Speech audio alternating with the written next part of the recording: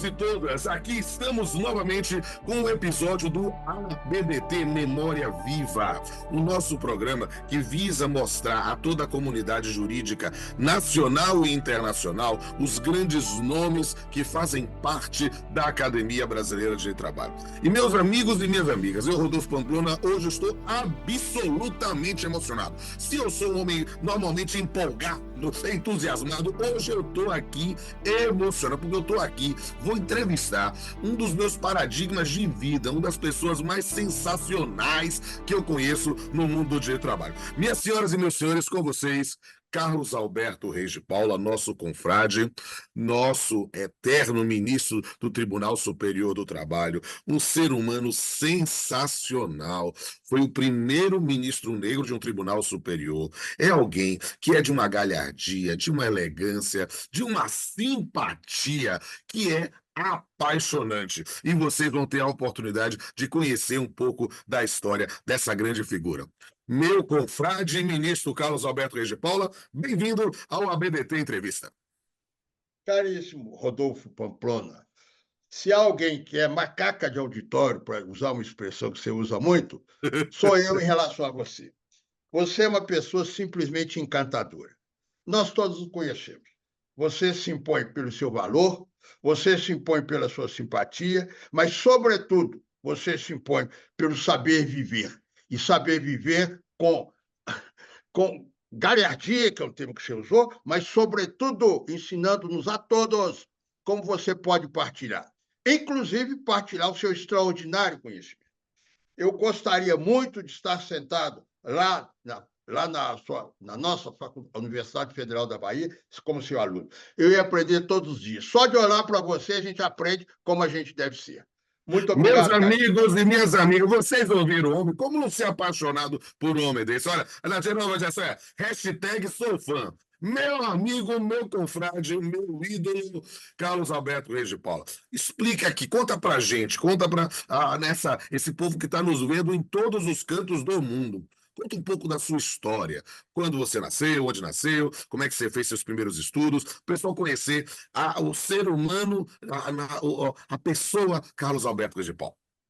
Veja só, 80 anos. Fevereiro de 1944, dia 26 de fevereiro. Nasci em Pedro Leopoldo, Minas Gerais. Terra de Chico Xavier, pertinho aí de Belo Horizonte, não é isso? Mas tão logo nasci, eu fui para Leopoldina, zona da Mata Mineira, próximo a Juiz de Fora. E lá comecei, andando nas ruas, né, descalço, brincando, que aquele tempo, em 1944, e até 52 fiquei lá, a gente andava bem solto, bem livre, com brinquedinho, jogando birosca, bolinha de gude na rua, jogando pelada, aquele negócio todo. Muito bem. Em 52, retornei a Pedro Leopoldo. E aí, sob o amparo e a fortaleza de meus pais, começamos os nossos estudos, não é isso? Fiz o grupo, aquela época era Grupo Escolar São José. Fiz o ginásio de Pedro Leopoldo.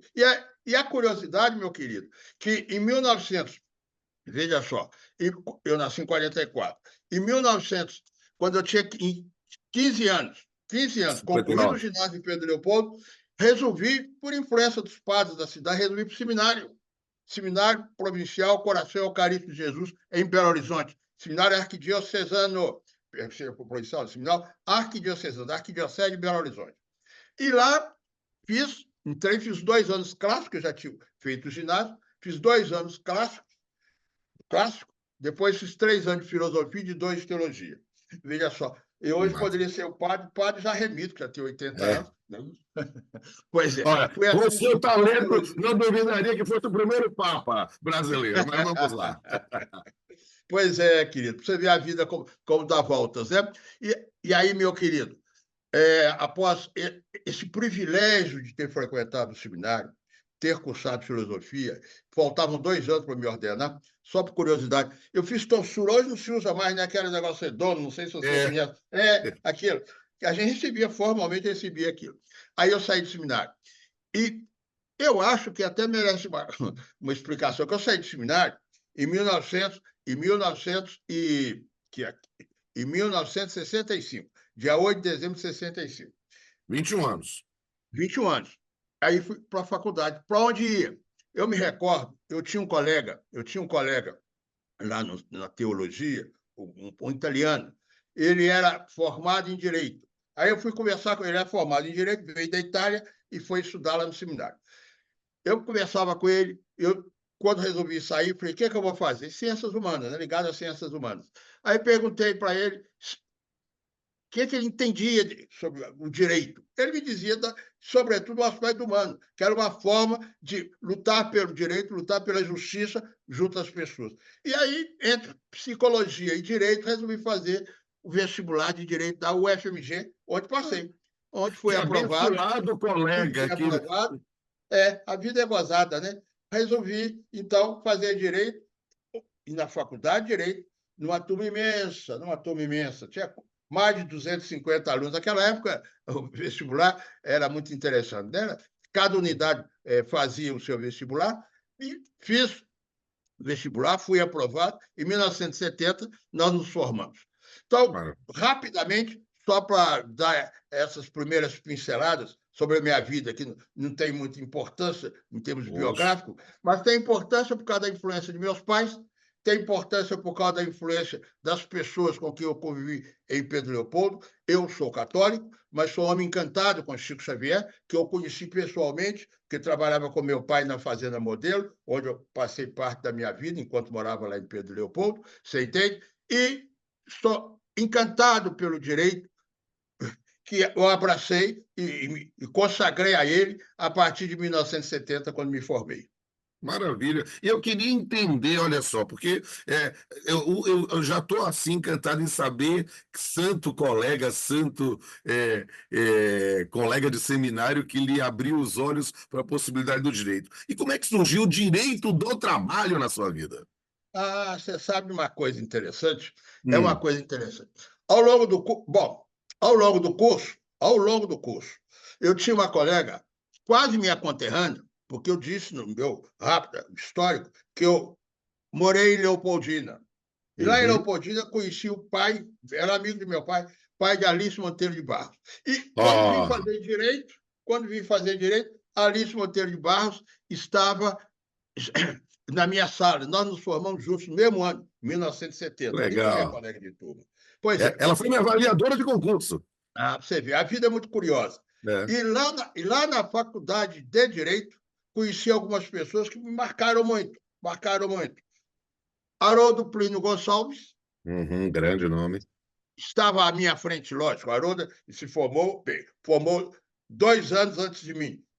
E Antônio Alves da Silva, que também nosso colega acadêmico, né, nosso querido Uhum, Toninho, não é isso? Toninho. O Antônio Alves da Silva, que bem mais à frente, que o Toninho se não me engano, Toninho se formou em 1960, Antônio Alves. Se não me engano, mas não tenho muita Uhum. certeza, não.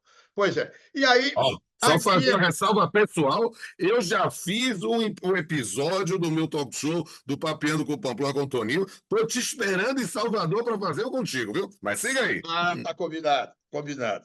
E tínhamos como professor Messias Pereira Donato, foi nosso Grande, professor de Direito do Trabalho. Então, esse pô me impactou muito na faculdade. Me claro. impactou muito. E quando eu estava em Belo Horizonte, abriu-se um concurso lá e eu falei, eu vou começar a estudar isso. Você entende? Alice, a época em que eu fiz o concurso, Alice já era juiz, estava começando a sua carreira na magistratura. E eu resolvi fazer o concurso e tive a felicidade de ser aprovado no concurso.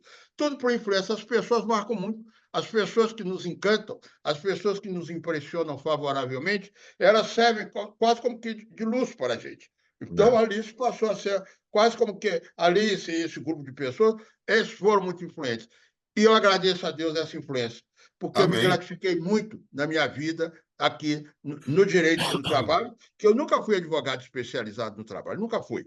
Quer dizer, Uhum. eu me formei e mexia com tudo, inclusive com o trabalho, mas não era a minha especialidade. Mas na hora que surgiu a oportunidade, eu pactava, vou tentar. E fui feliz. E aí Eu agradeço a Deus. Nós que agradecemos, né? Porque existem pessoas, mesmo, que elas passam em nossa. Tem gente que passa em nossa vida como maquiagem, que sai com água, mas tem gente que é tatuagem, que fica incrustada na nossa pele, na nossa alma. E é maravilhoso saber que essas pessoas são esses referenciais para toda a doutrina do direito do trabalho brasileiro. Que maravilha. Eu queria, na verdade, ainda aproveitando esse campo dessa sua atuação no direito do trabalho e também nessa vida acadêmica, eu quero, antes da gente saber um pouco sobre a justiça do trabalho, porque é uma história muito boa, eu queria entender como é que surgiu também o magistério em sua vida, né? Como é que foi a sua produção acadêmica. Você tem um livro sensacional sobre ônus da prova, né? Eu queria saber um pouquinho, assim, como é que foi essa idade, porque acho que está ligado também nesses referenciais que tanto te influenciaram.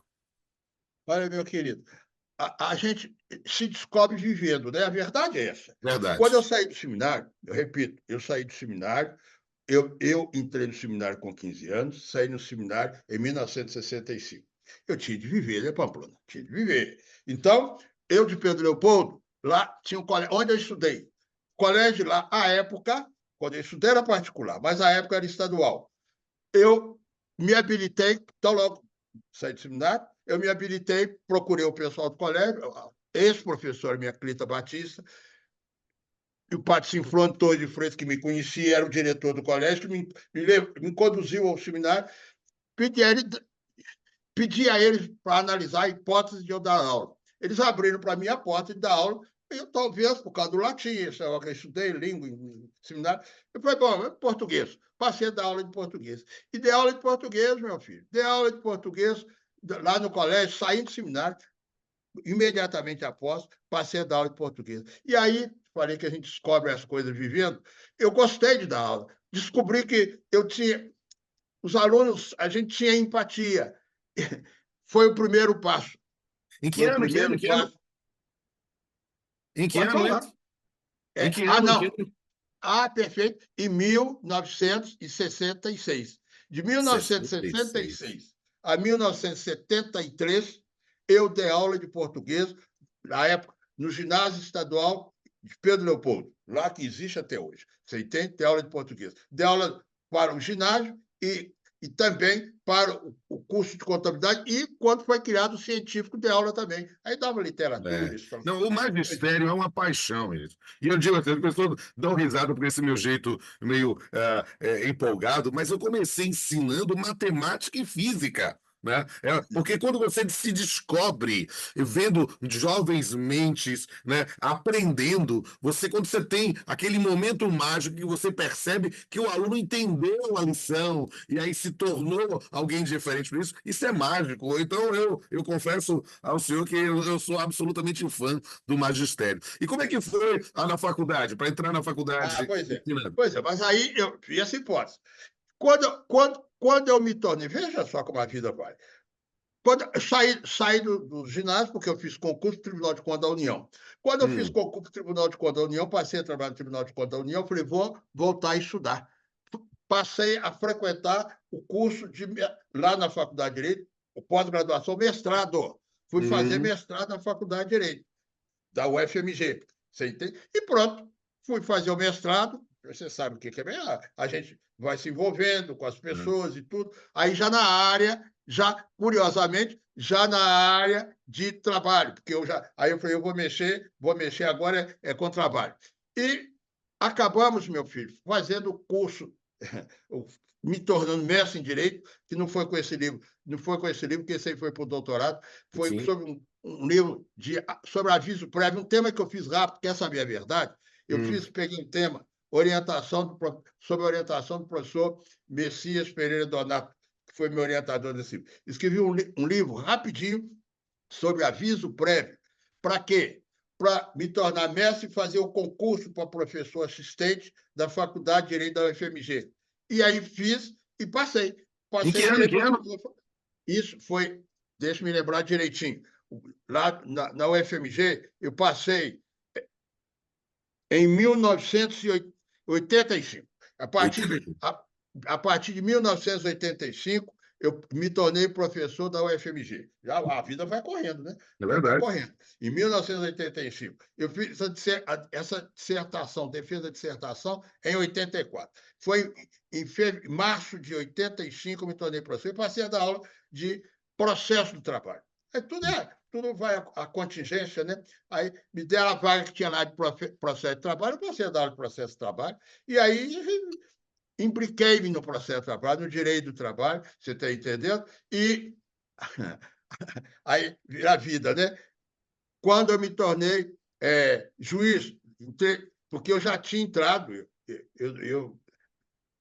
desculpe, mas eu tinha que fazer uma menção, eu tinha Sim. entrado na magistratura trabalhista em 1979. Ao longo do tempo, você está entendendo? Eu, nesses estudos todos, em 79 eu fiz concurso, que a Alice entrou, a Alice entrou 2 anos antes de mim, em 1977. Eu entrei em 1970 na magistratura trabalhista. Fiz concurso por causa dos estudos, eu passei a estudar isso, Sim. e fiz concurso e virei juiz de trabalho.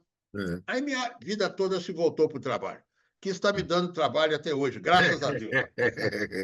Vamos falar um pouco aí sobre a magistratura, porque quero conhecer a sua carreira na magistratura, que foi sensacional e, como eu disse, abri, inclusive, fazendo esse registro da sua ascensão ao Tribunal Superior do Trabalho, mas vamos começar lá de 79, quando o senhor fez o concurso. Me conte essa história aí, que todo mundo quer saber.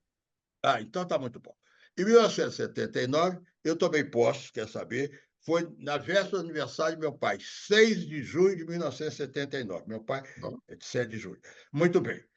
Era uma turma pequena, foram aprovados só seis aprovados. Inclusive, eu dou o nome.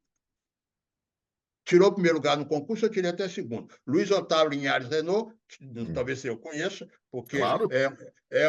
hoje um desembargador aposentado, mas de expressão extraordinária, professor, Sim. tirou o primeiro lugar, e eu, juntinho dele, tirei segundo lugar lá no concurso. Isso, naquela época, eu gostava de estudar e tal, sabe como é que é, né? Então, virei. Mas, olha, a Justiça do Trabalho, à época, ela tinha poucos juízes. Hoje eu sei que as coisas ampliaram bem. Poucos. E muitas vagas lá em Minas Gerais. Eu tomei posse em 79. Em 1980, eu já tinha sido encaminhado, direcionado para dirigir uma junta que ia ser criada, que foi instalada. Comecei em Belo Horizonte, fazendo substituição. Fui indicado pelo juiz-presidente doutor Alfio Maurício Santos para ser presidente, responder pela presidente da junta de Coronel Fabriciano, lá no Vale do Aço, em 1980. E lá nessa vara, eu me tornei, em 79, eu assumi como substituto. Em 1980, eu virei presidente, porque não tinha, eram poucos. Eu estava lá, virei presidente da única, a época era única vara, não era vara, né? Era Junta de Conciliação e Julgamento, Junta de Conciliação e Julgamento de Coronel Fabriciano. E aí comecei a carreira, fui lá, depois substituí, fui para Betim. Um ano depois fui para Betim, Alice foi para Belo Horizonte, entrei no lugar de Alice, e em 1982 eu já estava em Belo Horizonte, em termos de remoção. Tudo rápido. A minha vida, porque hoje eu fico vendo a dificuldade dos juízes, né? De se removerem, né? Que é o caminho, basicamente é esse. Pois é. E aquela época, em 79 eu tomei posse, em 82 eu já era presidente da 8ª Junta de Conciliação e Julgamento de Belo Horizonte, por causa de abertura de vagas. E aí eu fiz carreira lá, né? Como juiz de Junta de Conciliação e Julgamento até 1993. Em 93, eu fui promovido por merecimento para o TRT. Em 1998, eu fui nomeado, colocado em lista tríplice, juntamente com mais 2 nomes, que eram 2 vagas do TST, eu fui nomeado por Fernando Henrique Cardoso como ministro do Tribunal Superior do Trabalho. Essa história, ela é uma história que é inspiradora, sabe? E eu falo isso porque as pessoas falam muito do excelentíssimo ministro Joaquim Barbosa, mas as pessoas esquecem que o primeiro ministro negro foi Vossa Excelência, pelo menos no TST, né? E é verdade. E é verdade. Aliás, eu digo a você que o fato de ser negro, porque aquela época, se nós olharmos um pouco para a história, aquela época, o movimento negro ele estava se afirmando, estava Sim, se afirmando. E um dos fatores mais importantes, e digo, você até vai me permitir dizer, o sim, pode fator dizer quase tudo. que determinante, fundamental para a minha nomeação, foi ser negro pelo apoio do movimento negro e de algumas pessoas de expressão política. Mas Isso. isso sensibilizou o nosso presidente Fernando Henrique Cardoso e ele que me nomeou. E eu tomei posse no dia É, 25 de junho de 1998, 98. lá no Não, não. TST. Eu digo assim, Eu que eu até me acompanhei permito, muito isso, porque eu sou amigo de anos depois, outro ministro negro, que é o meu colega aqui da Bahia, Horácio Pires, que é uma Horácio Senna Pires, figura maravilhosa, né? que eu ajudei, inclusive, à época eu já estava no tribunal, né? Que eu ajudei, ele hoje está aposentado, eu ajudei para ele vir para o TST. Ué, Mas você está dizendo isso, me permita fazer uma à observação. vontade. A minha posse compareceu o senador, o ex-senador, né? Eu esqueci o nome dele. Esqueci o Hum. nome dele. Ele era negro, que participava. Esqueci. Agora é minha cabeça. Daqui a É. pouco eu me lembro do nome dele. Você está entendendo? De que estado? Ele. É aí que eu estou em dúvida. Se ele é da Bahia ou do Rio de Janeiro. Ele foi constituinte. Esqueci o nome dele. Para você ver a cabeça como é que vai. Não tem Não, problema mas não nenhum. importa. Não, isso não importa. E ao longo da coisa, Vai talvez vindo. vai vir. Então, acontece que vários estiveram na minha posse, representando o movimento negro, e ele disse com muita propriedade: ora, agora temos um negro que falou aqui no Tribunal Superior do Trabalho. Nós ainda vamos mais longe, você está entendendo? E ocorreu posteriormente, você sabe disso, o ministro Joaquim, quem você fez referência, Joaquim Barbosa, ele foi nomeado também pelo presidente Fernando Henrique. Não, não, não. Não, não, foi Não, não Lula foi. já. Foi o Lula, não, não, não foi não. Foi não. Foi o Lula, o Márcio Tomás Braga era o ministro. Foi nomeado em 2003 para o Supremo Tribunal Federal. Tem razão, É. tem razão. Estou aqui pesquisando aqui sobre os ministros negros. Tinha o senador Abdias Nascimento. Abdias Nascimento. Exato. Agora que você me falou, eu estava aqui atrás do nome dele, e eu aqui Não, não tem problema. nos agitos, ele estava presente. E ele é quem disse essa frase que me tocou sensivelmente. Você entende? E aí as coisas fluem, porque a questão não é só abrir espaço, é os negros acreditarem que são capazes de caminhar, e Isso. abrir espaço, e E- aproveitar e abrir portas, ajudar Isso. a abrir portas. Você Acho que entende? é a ideia do exemplo, sabe? Eu digo que a palavra ensina, mas o exemplo arrasta. Ver alguém ascender inspira novos talentos, inspira novas pretensões, postulações. Eu acho isso sensacional. E Vossa Excelência se tornou uma referência histórica e uma referência para toda uma nova geração de magistrados e magistradas negros que verificam, não é possível sim. Acho que isso é sensacional. Eu, como sou alguém que há muito tempo tem esse trabalho de combate, né, a preconceito, a discriminação, isso para mim é um exemplo sensacional. Mas eu queria saber do senhor um pouquinho mais aqui, como é que surgiu na sua vida a Academia Brasileira de Trabalho? A Academia Brasileira de Direito do Trabalho foi um presente. Eu não sei se foi um presente mais do que imerecido, mas Hum. acontece que eu, já no TST, quando a Academia Brasileira de Direito do Trabalho era presidida pela nossa caríssima ministra Maria Cristina Irigoyen Pedroso, Eu era de secretário passagem, dela. e você foi sucessor dela, se bem Eu acabei sendo, posteriormente, eu fui a secretário dela, aí depois fui nas suas dois mandatos, depois eu fui secretário do Jorge Genot, aí depois eu fui vice-presidente do Nelson Manrique e virei presidente. foi depois do Marris. Eu sei que mais à frente você foi. É isso mesmo. Isso é isso mesmo. Mas então, ela me estimulou, e com outros amigos também aqui, que já eram acadêmicos, né, me estimularam a pôr o meu nome oferecer meu nome. Eu ofereci e fui surpreendido com a época, né? Com a minha indicação, minha Ampla votação. aceitação. Aceitei, o nome foi bem aceito e me tornei, tomei posse. Eu me recordo perfeitamente da posse, saudado pelo nosso caríssimo Paulo Emílio Ribeiro de Vilhena, no prédio Saudação à memória. antigo do TST, em que o salão era pequeno, não era reformado. Eu me lembro disso, porque depois ele foi reformado pelo Francisco Fausto. Então, foi a posse.